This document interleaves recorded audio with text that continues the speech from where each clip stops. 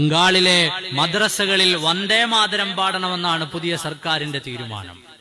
ആലോചിച്ചു നോക്കൂ, നമ്മുടെയൊക്കെ നാടുകളിൽ ദേശീയ ഗാനം പാടാറുണ്ട്. ഏതെങ്കിലും ഒരു കുട്ടി അതിൽ നിന്ന് പിന്മാറി നിൽക്കോ? ഒരു മുസ്ലിമായ കുട്ടിക്കും ദേശീയ ഗാനം പാടാൻ ഒരു പ്രയാസവും ഇല്ല. ജനഗണമന എന്ന് തുടങ്ങുന്ന ദേശീയ ഗാനം അറിയാത്തവരും ഉണ്ടാവില്ല. സാരേ ജഹാസെ അച്ഛ എന്ന് പാടാത്തവരുണ്ടാവില്ല.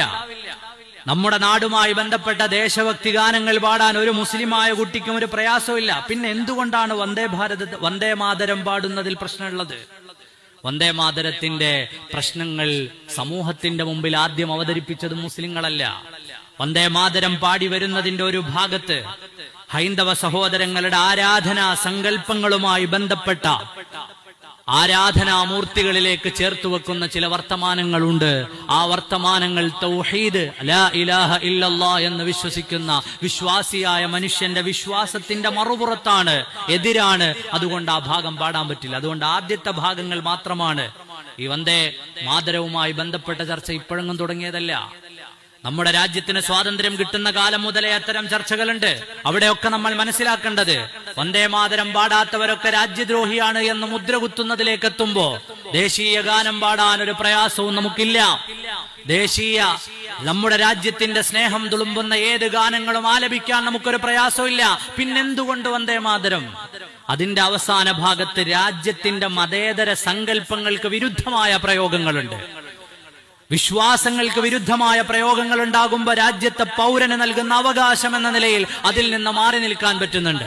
പിന്നെ മുസ്ലിമിന്റെ രാജ്യത്തോടുള്ള സ്നേഹം ഒരു പാട്ടിലൊതുങ്ങുന്നതല്ല. ഈ മണ്ണ് വെട്ടിപ്പിടിക്കാൻ വന്നവനോട് കലഹം തീർത്ത ആൺകുട്ടികളായ വല്യുപ്പമാരുടെ ചരിത്രം എമ്പാടും പറയാനുള്ളവരാണ്. പാട്ടുപാടിയ ചരിത്രമല്ല, പോരാട്ടത്തിന്റെ പോർ വിളിച്ച ചരിത്രമാണ് പറയാനുള്ളത്. പാട്ടുപാടിയ ചരിത്രമല്ല, രാജ്യസ്നേഹം പാടിയ ചരിത്രമല്ല, പോർക്കളത്തിൽ ഇറങ്ങി നിന്നുകൊണ്ട് പടപൊരുതിയ ചരിത്രമാണ് പറയാനുള്ളത്. അതുകൊണ്ട് വന്ദേ മാതരത്തിന്റെ പേര് പറഞ്ഞ് രാജ്യത്തെ മദ്രസാ സംവിധാനങ്ങളിലൂടെ കടന്നുകയറി രാജ്യത്തിന്റെ സാഹോദര്യത്തെ തകർത്തുകളയാമെന്നാരും വിചാരിക്കരുത്. നേരത്തെ ഞാൻ പറഞ്ഞതുപോലെ ഒരു സ്ഥലത്ത് ആരംഭിക്കുന്ന കാര്യം പിന്നീട് പതുക്കെ മറ്റുള്ള സംസ്ഥാനങ്ങളിലേക്കും വരാറുണ്ട്.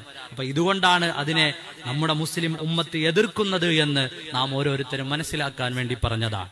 അല്ലാഹു റബ്ബുൽ ആലമീൻ നമ്മുടെ നാടുകൾക്ക് സമാധാനം നൽകുമാറാകട്ടെ, സലാമത്ത് പ്രദാനം ചെയ്യുമാറാകട്ടെ.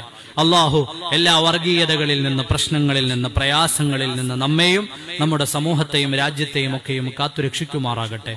അല്ലാഹു എല്ലാ തരത്തിലുമുള്ള ദുരന്തങ്ങളെ തൊട്ട് അല്ലാഹു കാത്തുരക്ഷിക്കുമാറാകട്ടെ.